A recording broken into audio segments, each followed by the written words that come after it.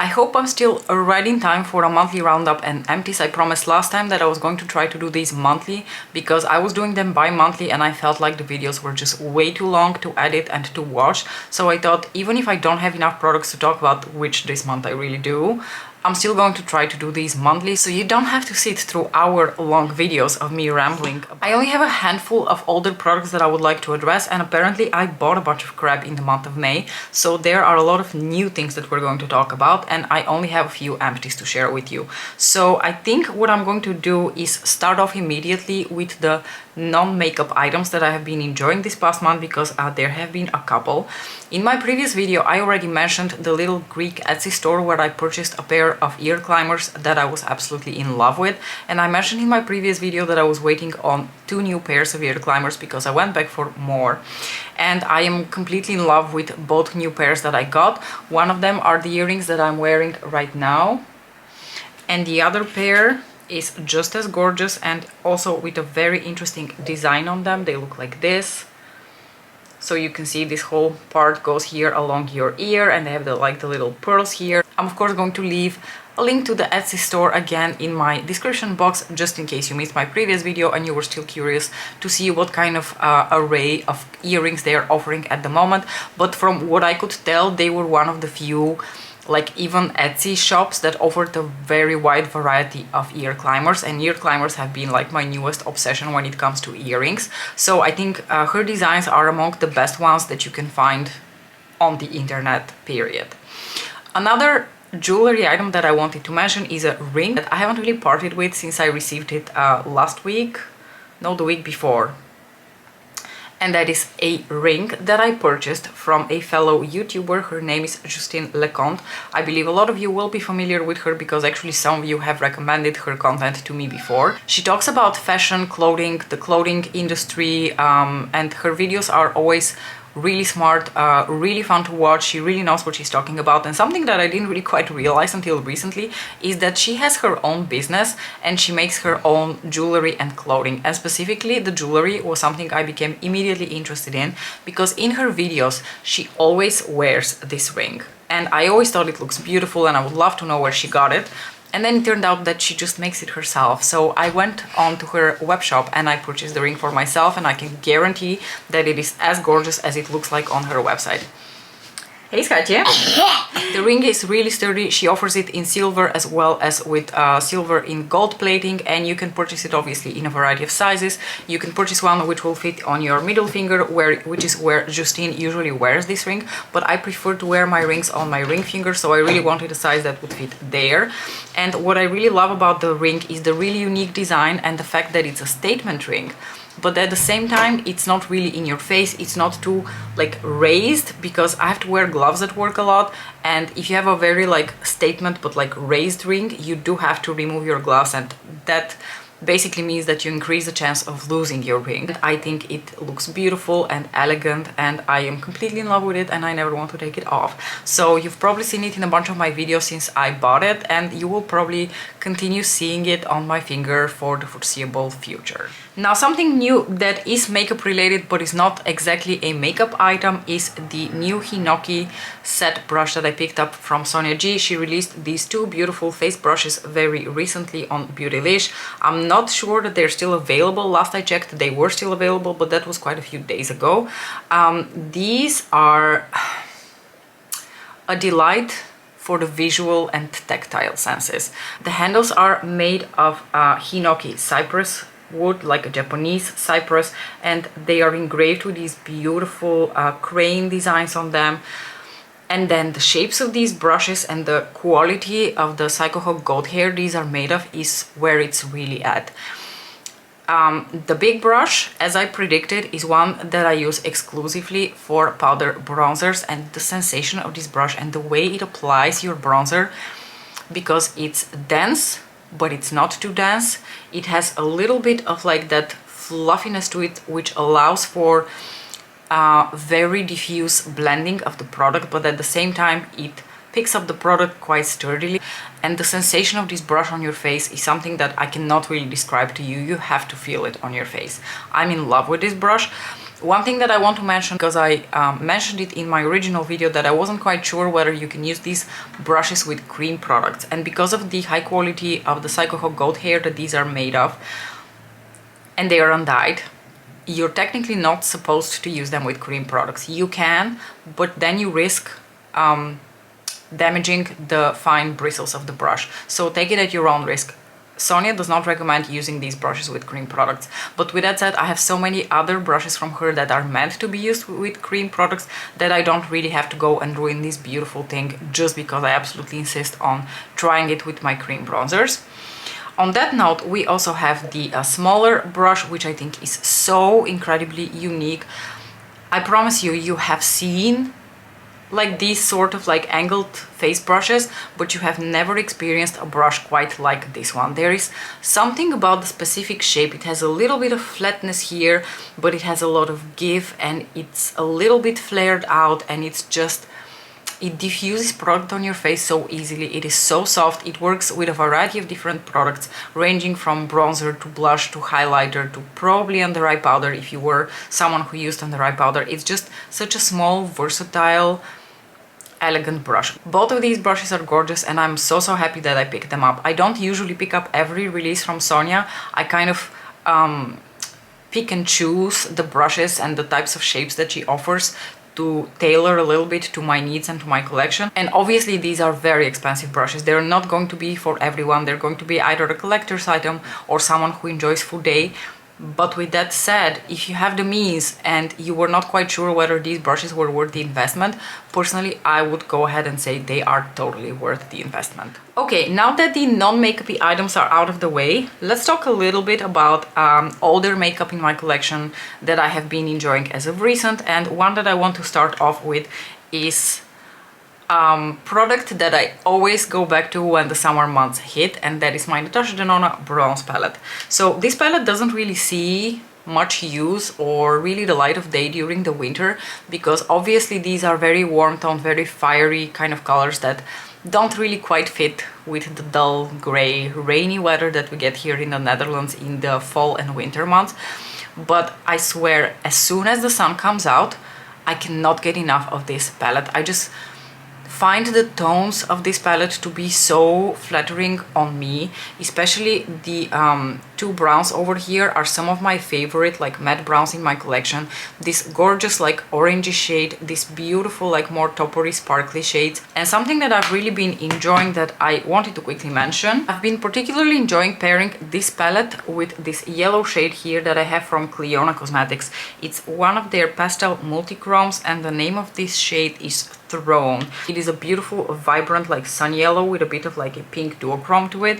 And honestly, I don't really use these eyeshadows much, but I've recently started using them a bit as like inner corner highlights, pops of color sort of in my inner corners when I do something a bit more monochromatic on my lids. And I've really been enjoying specifically the yellow shade together with the Natasha Denona bronze palette.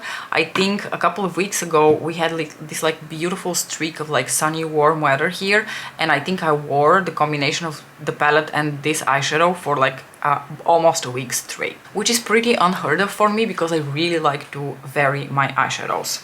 And with the fiery orangey looks, obviously a red lipstick is an absolute necessity. And there is one shade that I probably have mentioned before, but I want to mention once more. This is the matte trans lipstick in Fever Dream from Pat McGrath Labs, which is the most beautiful sienna red. It just...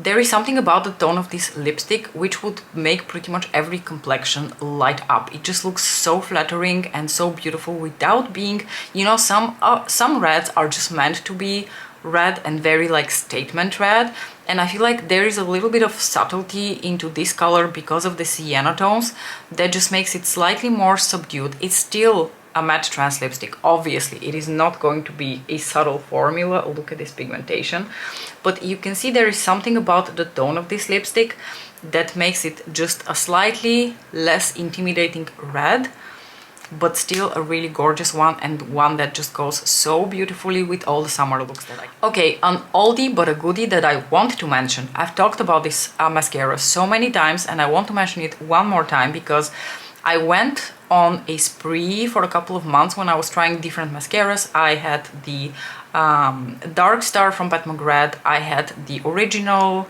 Skin Fetish, no, not Skin Fetish, Fetish something, the original mascara that Pat McGrath released. And then I bought the Monsieur Big from Lancome, which you're also going to see coming up in my empties. And while they're all decent and good mascaras, I had forgotten how amazing the Kiko Extra Sculpt is. None of these other mascaras can really hold a candle to the Kiko Extra Sculpt when it comes to my lashes. I think for me, the absolute winning combo, the Estee Lauder Double Wear Little Black Primer and the Kiko Extra Sculpt, nothing makes my lashes look quite like this. I'm wearing a combination of the two today.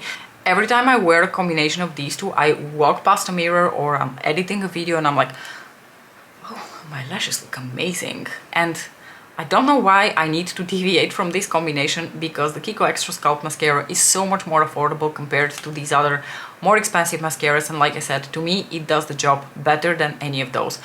Keep in mind, mascara is one of those things that's extremely personal, and something that works better for me may not work the same way for you, but for me the Kiko Extra Sculpt is where it's at, and I cannot get enough of this mascara. Okay, let's talk about a bunch of new products that I picked up in the month of May. Apparently I had a bit of a moment here. The beginning of the year was kind of slow in terms of new makeup, but I've really picked up on my momentum now.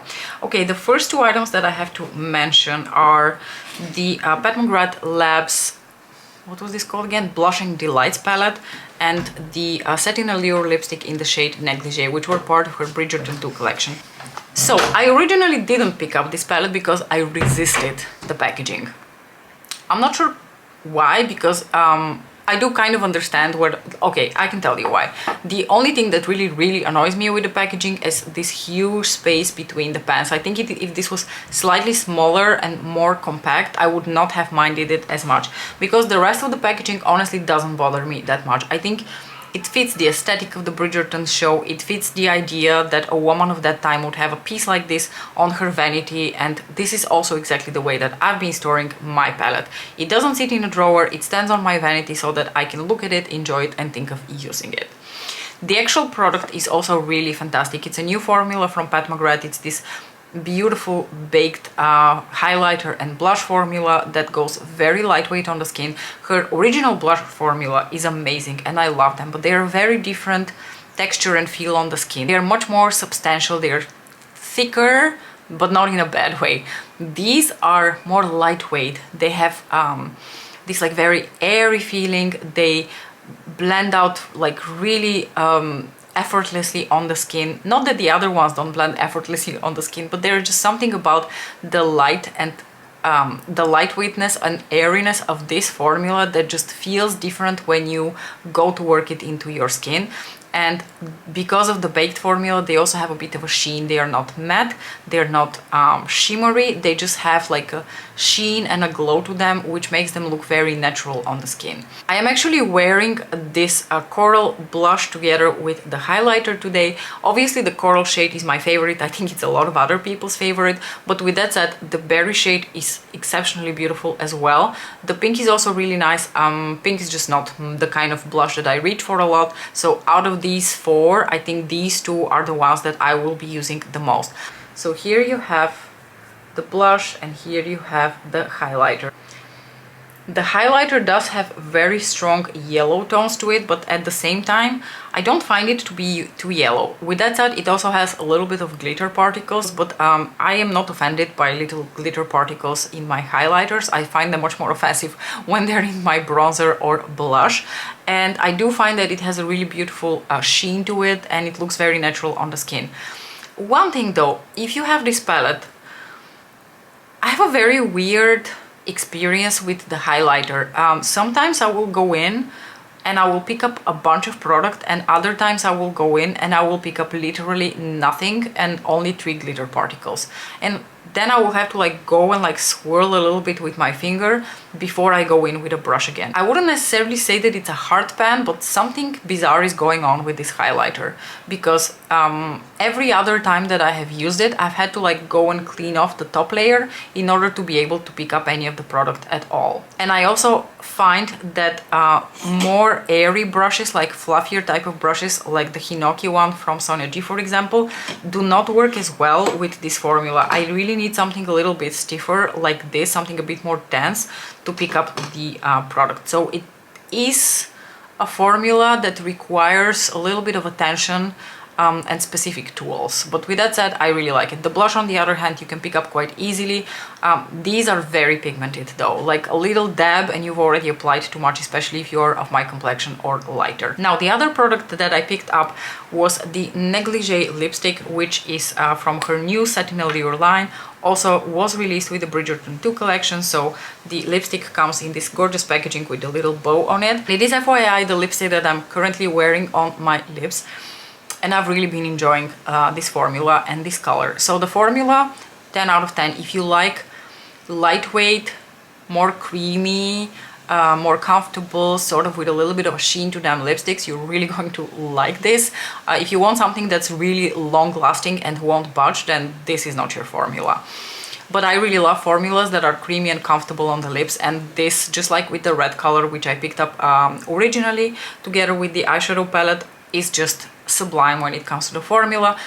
And the color, I think, is exceptional, because the thing is, I feel like when it comes to formulating nuder shades, they're much more difficult to make because of how hard it is to nail the tones. And this is a lipstick which just has such nice, well-balanced tones to it.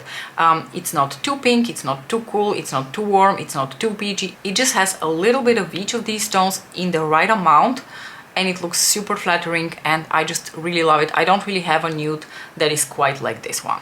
Also, I bought a new foundation, not because I needed a new foundation or this is a formula that I've never experienced before and I absolutely had to try it, but because I heard several really positive reviews and I was just really super fucking curious, and I was able to get it on a really good deal from Look Fantastic. This is the NARS Light Reflecting Foundation in the shade Doe Veil. I've never tried a NARS foundation before, and based on this, I'm much more excited to try other base products from NARS because the formula is really pretty good. I've been really enjoying this foundation. It's really been growing on me. I like the finish. I like the shade match, which is fabulous. I like how smoothing and, you know, perfecting it is on the skin. I like that you can apply it as a very like light, very sheer layer, but you can also build it up to be a bit more of like a medium coverage without it starting to look too heavy. With that said, if you're someone who, like me, really enjoys these types of foundations, think the Dior Backstage foundation, the MAC Studio Waterweight foundation, the Double Wear Nude foundation, any of those categories, the Fenty, what was it called? The Fenty Easy Drops or something drops, all of these in the same category, and this one just falls beautifully within that category without really offering anything new to the table. It claims to be a skincare type of foundation. I don't know that I can see in the ingredients or in the performance what about this foundation really is like skincare. I will definitely continue to test this foundation out and see how I feel about it compared to the other, you know, similar foundations in that category that I have in my collection. I've been using it mostly on and off together with the Estee Lauder Double Wear Nude because I've been trying to finish the Double Wear Nude, and I think I may prefer this one more over the nude because I think it lasts on my skin just a little bit better than the Double Wear Nude. The Double Wear Nude has a bit more of like a glowy finish to it, and because of that it wears off a bit faster. This one sets to like a more satin demi-matte finish, which I think is also why it lasts on the skin a little bit better. So overall, a great foundation. If you're looking for something new in that category, I would highly recommend the NARS Light Reflecting Foundation. I don't think I mentioned this quad in my previous monthly roundup because I did pick it up, I think, afterwards. But this is the Soleil Lune Tom Ford quad in the Wet and Dry formula. This is part of an old limited edition collection from several years ago that's been sold out everywhere else, except for the outlet in Roermond in the Netherlands, where you can find plenty of this and the other two quads that were part of this collection. also on sale. But I consider myself just very lucky to have been able to pick this up. I do have another quad from him, the Body Heat quad, which I've really been enjoying, and I've really been enjoying this one as well, specifically these two shades. This is an eyeshadow, like the silvery gunmetal taupe color is an eyeshadow that I would wear more in the winter and not really right now. But these two shades are really beautiful, and I've really been enjoying wearing them either like in this combination or in this combination, more as like one and done shades. And also this shade I've paired with one from the Body Heat quad. I've really grown to like this more subtle formula that comes in this quad, because these are not your Pat McGrath sparkly glittery eyeshadows. They have a bit more of like a subtle sheen to them. But with that said, they're a very sophisticated, very smoothing formula on the eyelids, and I've really grown to enjoy that formula quite a bit. And in this specific quad, I have to say, I think this bluey minty green is probably the most special eyeshadow, because I just think there's something very special about the tone of this. It's not quite a mint, it's not quite a blue, it's something in between, and it just looks really flattering on the eyes as a one and done eyeshadow. I've really been enjoying it. Last but not least, I picked up 3 items from the new Suqqu summer collection. I picked up an eyeshadow quad, and I picked up one of their melting powder blushes and their new melting powder highlighter. Now, the melting powder highlighter I've already used several times, and it is just gorgeous. The formula is amazing. The melting powder formula is easily one of the most beautiful things that has come out on the market, I think, this year, because it's not quite like a gel formula, it's not quite like a powder. It's this really gorgeous like cream to powder, which just sits so naturally on the skin. It blends out so beautifully. One thing that I will say, I don't find, for example, the blushes to be as long lasting as, say, the Pat McGrath original powder blushes, but like almost nothing really quite has the longevity of that blush formula. And the blush that I picked up is this one. This is the shade 101. The reason I picked it up is because it is the most gorgeous true orange, and I have rarely come across like a true bright orange bronze blush. I was just very lucky to have been able to score the blush, because unfortunately at this point I think it's sold out, but there was no way that a combination of the melting powder blush formula together with this color could have been something that I would have resisted. I do very much enjoy both the colors and the formula of the highlighter and the blush. I was already familiar with the melting powder formula, which is why this release sparked my interest so much. But also in terms of colors, I find both of these really beautiful, really unique, and very much fitting for the summer. I do have to warn you, if you are lighter than I am and you don't plan on getting a tan, both of these are going to be, I think, too dark for you. Now, the final item that I picked up is something that is very new to my experience, and those are Suqqu eyeshadows. I picked up the quad in 115, which is also part of their summer collection, and I am actually wearing the yellowy shade today on my lids with a bit of one of the toppers from Pat McGrath Labs.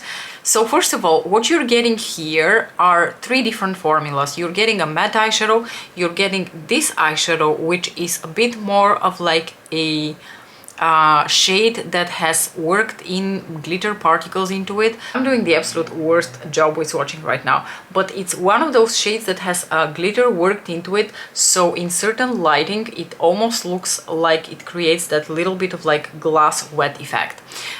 These 2 shades, on the other hand, are more of like a almost like a matte satin formula. They look very smoothing on the lid, but they don't really have any sort of sparkle to them. I think this one in certain light looks like it has a bit of sparkle, but this one does not. I did a look with these 3 when I had the demo video that I posted on this whole collection, that I can leave up in the cards for you if you want to see each of these products demoed, and I loved the look that I created with these 3 shades. This brown shade has the most beautiful orangey brown tone to it, and it looked so flattering and so rich on my eyelids. I absolutely loved it. Yesterday I tried the pink shade, and unfortunately I didn't really like the pink shade so much. First of all, on the lid I couldn't really tell that the tone of this was so different from the tone of the brown shade, and I preferred the tone of the brown shade. And also there is something about the formula of this eyeshadow that is different from this one here, and I almost feel like you apply it and then it kind of like fades away. I don't really know how to describe it. I just didn't really like this shade much. Maybe I will change my mind once I've used it a few more times, or I've done like a one and done look with it, because yesterday I paired it with the brown shade, and when I put it on my lids I couldn't really tell that in terms of tones it was that different from the bronzy brown shade, and I liked the bronzy brown shade more in terms of texture and color. So overall I like most of this squad, and I love the look that you can create with these three shades. So I can see myself using this squad for these three shades quite a bit, but I don't foresee reaching for that peachy pink shade much. A bit of a more mixed feelings when it comes to the eyeshadows. I like most of it. Let's move into the last portion of this video, which is going to be a couple of empties. I have 2 makeup and 2 skincare empties, and the 2 makeup empties are both mascaras. I mentioned in the beginning of the video that I tried the Monsieur Big mascara from Lancome because it's been getting quite a bit of hype already for many years as being one of the best, you know, volumizing, lengthening, you know, black mascaras out there. And while I agree that it's a solid, good mascara, like I said, I still think the Kiko Extra Sculpt on my lashes does a better job. This is a solid mascara, but the other one is just better. And a mascara that I can't really comment on is the little sample that I have of the Chanel Le Volume, the Chanel mascara, which comes like this. So you get the little spoolie thing that comes out of the sample, and you know, supposedly you get a decent amount of product, but if I'm being honest with you, I feel like this was already pretty dried out by the time I opened it. So I used it once or twice and it was already quite dry, so I can't really comment on it much, rather than it seemed to be a fine mascara, but again, nothing in comparison to the Kiko Extra Sculpt. Does anyone have this mascara in full size? What do you think about it? Because I'm very curious. I have 2 empties here from Paula's Choice. One is the Discoloration Repair Serum with tranexamic acid and bakuchiol. This is a relatively new release to Paula's Choice. They released it, I want to say, end of last year or something. So this is meant to be a serum that combats hyperpigmentation and fades the look of brown and gray patches, which yours truly has been getting quite a bit.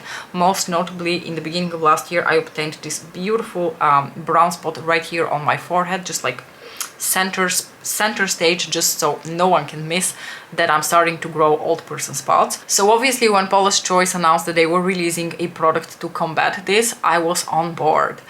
I like this, it's very lightweight. Did it do the job? I don't know, because I use also a bunch of other products which are meant to do the same, such as vitamin C and retinol. So I think the combination of the 3 is doing a great job combating the spots that I have on my face. Also I have one here, because I feel like as soon as I go in like full force with all 3 actives, I do see the spots fading and like becoming smaller and a little bit less defined and a little bit less offensive to me. But with that said, I haven't really used this product only by itself for a really long time to be able to tell.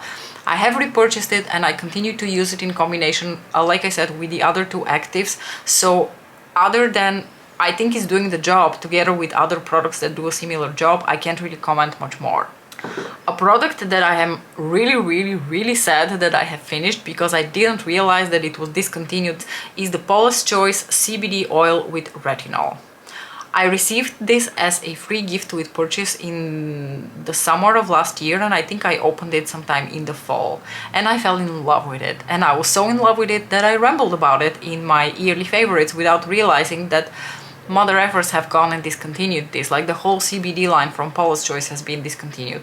I'm very sad to see this go because I really enjoyed it. Retinol is an active, is probably my favorite active when it comes to my personal skin. I think it is the only active where I can truly say that I think it does something for my skin.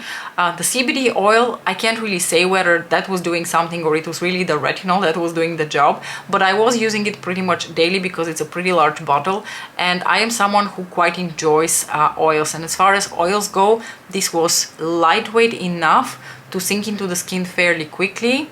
It's not castor oil type of thickness that basically never sinks into your skin, but I don't know, it had a very pleasant texture. I think it was doing something for my skin. and I'm really sad that they have discontinued it, because if it hadn't been discontinued, I would definitely have repurchased this. Let me know if you have thoughts about any of the products that I mentioned. Did you try something this month that you thought was really amazing and you would like to share with the rest of us? Did you have any disappointments that you would also like to warn us against? Please feel free to share in the comment section below. As usual, thank you so much for watching, especially such a long video, because I'm sure this is going to be once again a really long video, and I will see you in my next one. Bye!